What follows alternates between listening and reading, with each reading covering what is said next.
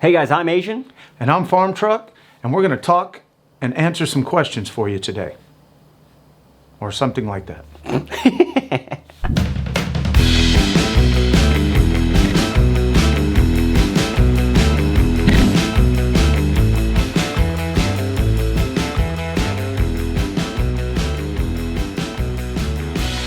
Well, we stuck to who we are, and we didn't go after a full-blown Pro Mod race car, mainly because we can't afford it. It's expensive. Yeah, we acted our wage. The real reason is it's expensive and it's too much of a job. It would be a full-time job to maintain one of those cars. Those guys, they are working 24/7 to make the next race. You know, hats off to them. It's a lot of work, and we want to build cool stuff. We would rather put nitrous on a toilet than go that fast. It's a choice. Yeah, I think the oddity builds are just a little bit better of a fit. We got mixed into this street racing crew that exponentially started growing and started getting faster and faster. All the while, that's not what we signed up for. That's right. We were like, whoa, what's happening here? And we kind of let them do their thing. We didn't let them, but they went and did their thing while we kind of let ourselves stay behind. And I prefer it that way. A more streetable car is a lot more fun. To us. You know? If you get a big chopper that's fancy and it's $100,000, and then you ride a moped and you're taking it off jumps and curbs, the moped could be more fun than riding the chopper. It depends on your attitude.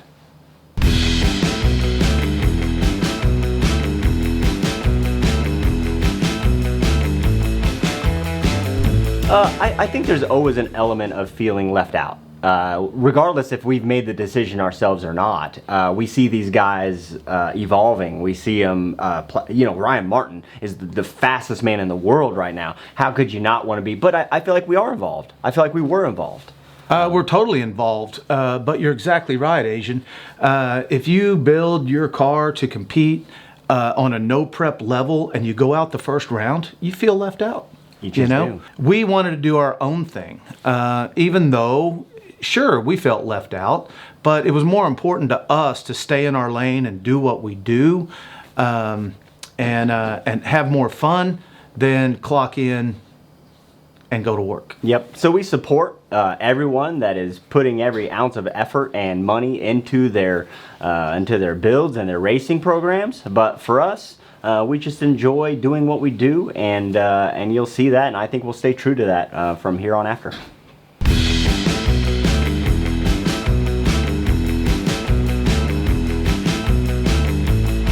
You know, the show kind of did come full circle, and I was definitely excited to know that they were going to reel back the speed of the cars, the size of the tire, and what type of participation. We were racing out-of-towners rather than ourselves.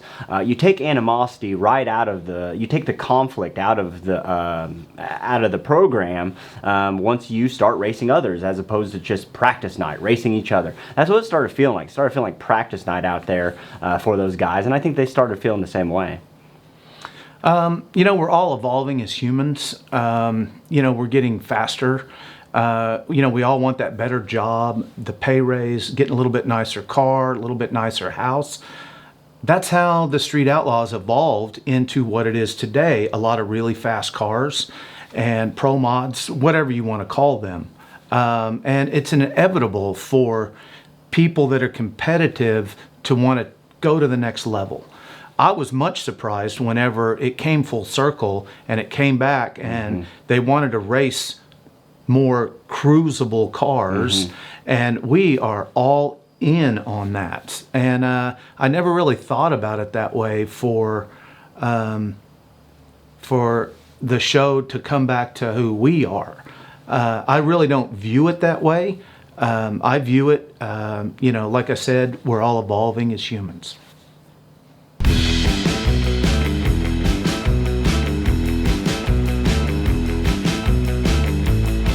You know, I think being involved with the OG show is a badge of honor for us. This is what we do. This is what we've done. It's a part of our character. It's a part of who we think we are. Truly, I mean, if we were to describe in a paragraph who we think we are, this is a part of it. So to be a part of the original cast, the original group before the show, for me, there's a sense of pride with that, and I carry that around with me every day. You trying to make me cry?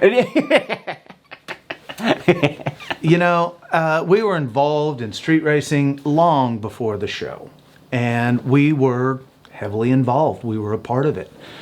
Even though we didn't have the fastest cars back then, we still found our place. We found our niche. And for them to ask us to race with them again, like we did way back in the day, it's an honor, and I'm beside myself over the whole thing, and I'm thrilled that they asked us to be a part of it.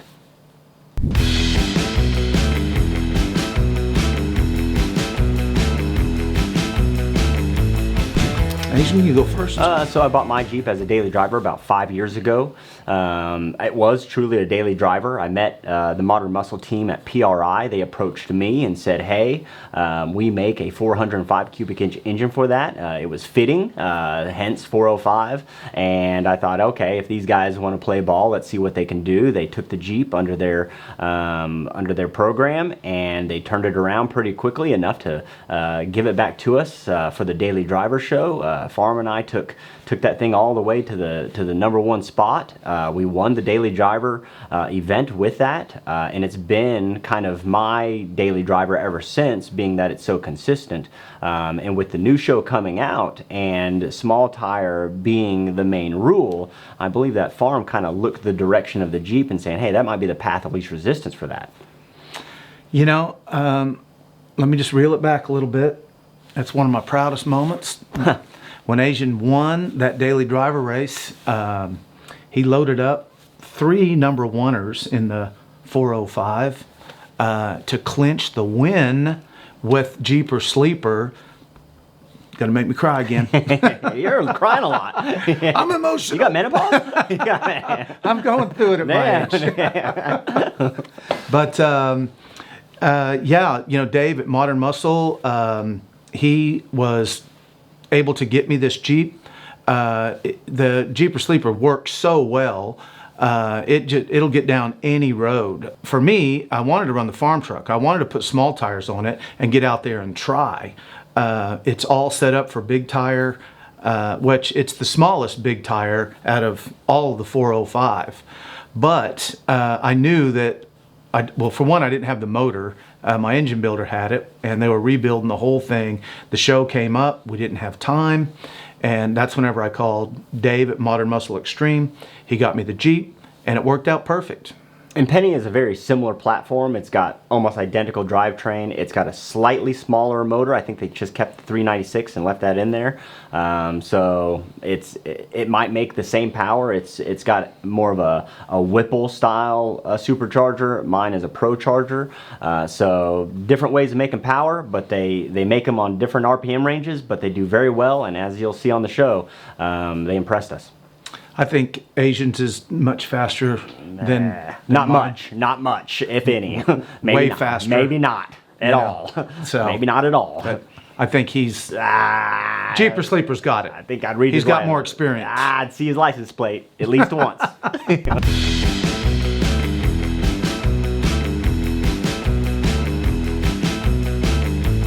You know, the all-wheel drive debate to me is quickly falls apart. They name one advantage to these vehicles, all-wheel drive. The disadvantages begin to stack up. How about weight? How about it's twice as difficult to put the power to the tires because of more friction?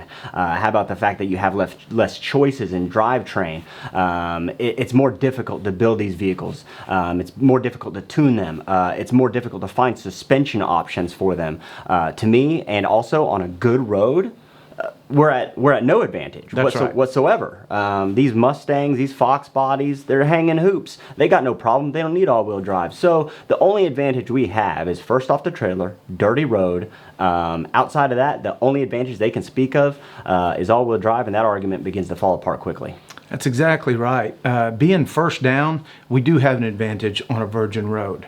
But you get, I don't know, 6, 8, 10 passes on that road, there's no advantage to all-wheel drive. See you later. It's like Miss America. It's like Miss America. It's like talent. What's the talent? You know what? Favorite date of the That's year? that is a good point. Yeah.